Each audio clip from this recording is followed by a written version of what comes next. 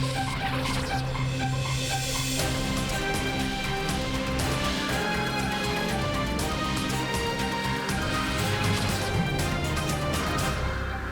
pozdrav iz jezično mešanega multikulturnega studia od Porabja do Rezije.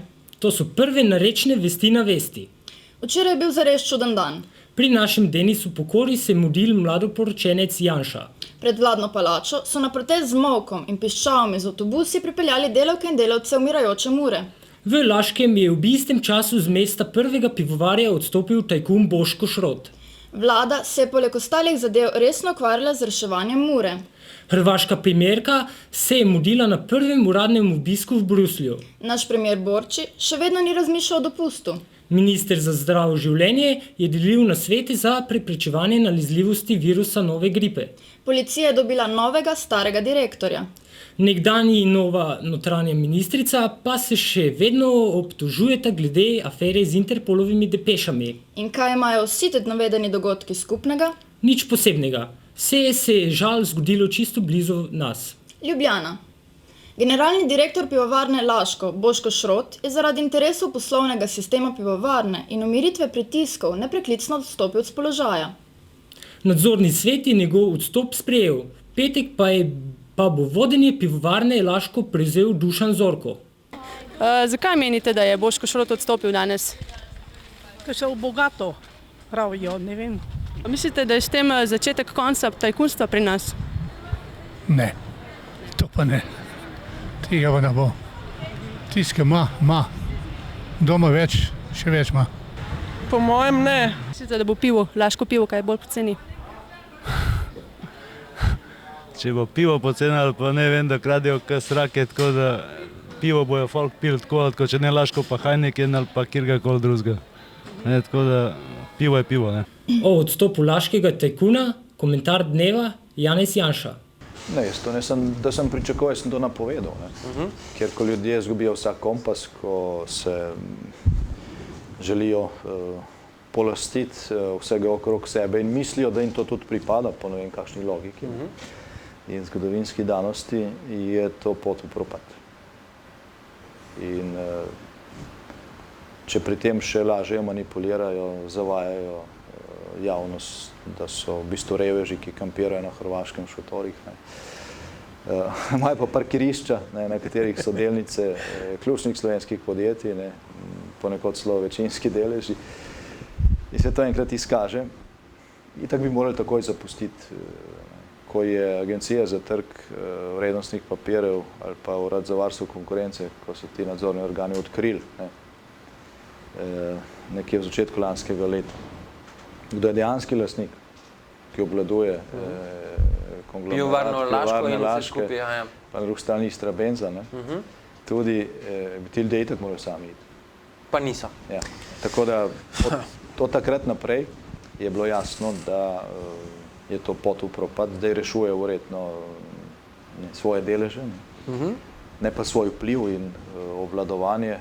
Če bo pravna država tukaj funkcionirala do konca, potem seveda tudi svojega lastništva ne morejo ohraniti, ker ga niso pridobili na zakonit način. Ljubljana. Vlada se v zadnjih tednih prek Slovenske odškodninske družbe intenzivno pogovarja s potencialnimi vlagatelji v Novo Muro. Minister za gospodarstvo Matej Lahovnik upa, da bodo zasebnega vlagatelja uspeli najti do konca julija.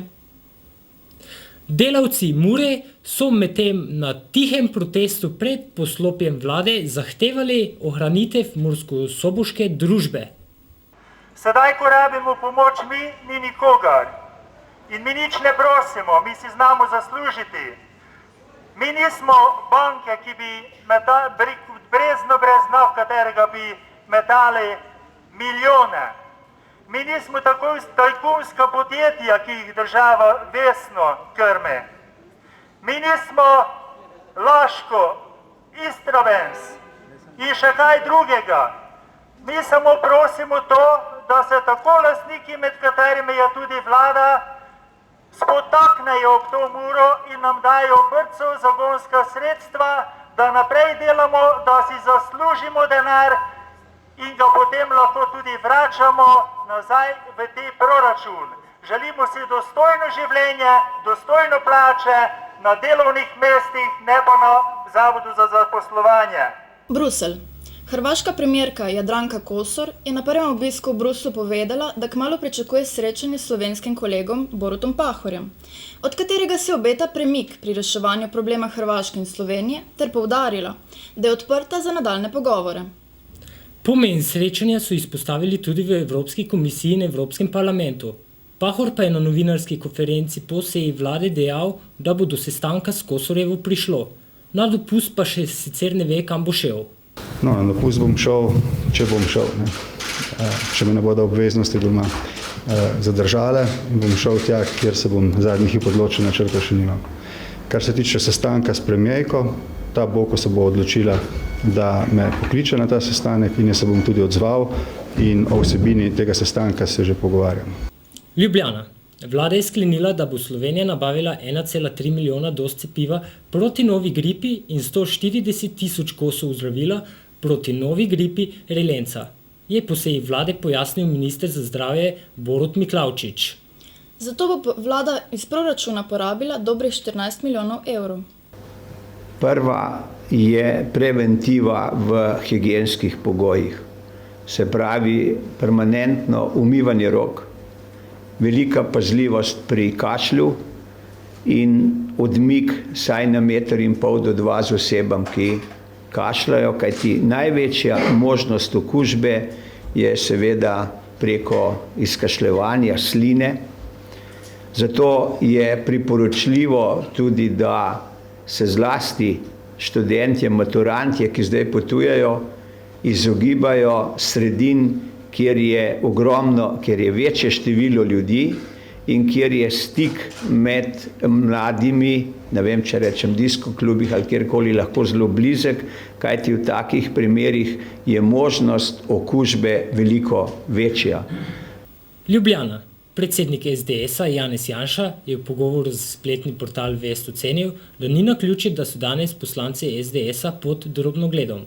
Dejstvo je, da je takrat, ko so mediji Gregorja Golobiča ujeli na laži, njegova šefica kabineta objavila grožnjo, češ da bo maščevanje sladko. In sedaj se sistematično pregleduje vsakega, ki je blizu SDS, je dejal. Pa kaj, ni bil včeraj tu? Ja, mislim, da ja. Janša. Ja.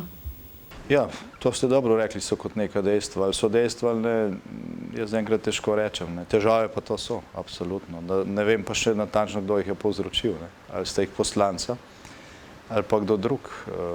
Se bodo pa te stvari razjasnile. Ne. Hinko, požen!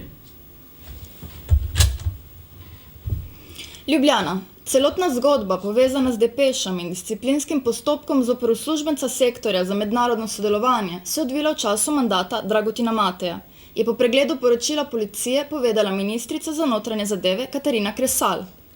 Po njenem je tako Matej obsodil lastno delo, slednji pa vztraja, da ima zadeva politično ozadje.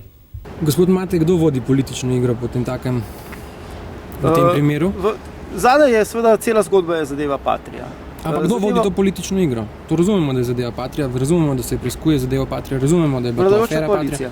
Vladajoča koalicija vodi politično igro zaradi depeč. V zvezi z zadevo Patria. To so pač gospodje, ki so na zelo nizkem nivoju naredili del dela. Ampak kdo je to? Kdo? Na nizkem nivoju. Se govorim, ta dva policista sta vedela za depeše, edina dva v sistemu policije. In zadeve so bile spravljene. Ampak ta dva sta v politiki torej, ne? Odkot naročilo? Kdo politično igro vodi, to me zanima, ne? Če pravite vladajoča koalicija? Takratna opozicija oziroma sedanja vladajoča koalicija, jaz vam težko rečem ime in priimek, kdo je to naročil, kje so se sestali in kaj so se pogovarjali. Živimo v demokratični državi, kjer se ljudi ne more slediti, da bi lahko do takšnih podatkov prišel, ne? Slovenija, Slovenija, Slovenija. Kulturac. Ob večernih urah naša prestolnica zaživi z različnimi pouličnimi glasbeniki, velikokrat tudi potujočimi. Pa kaj to bija? Neki trash, heavy metal, punk, rave, pizdarija, nimam pojma. Ti pa imaš domišljijo?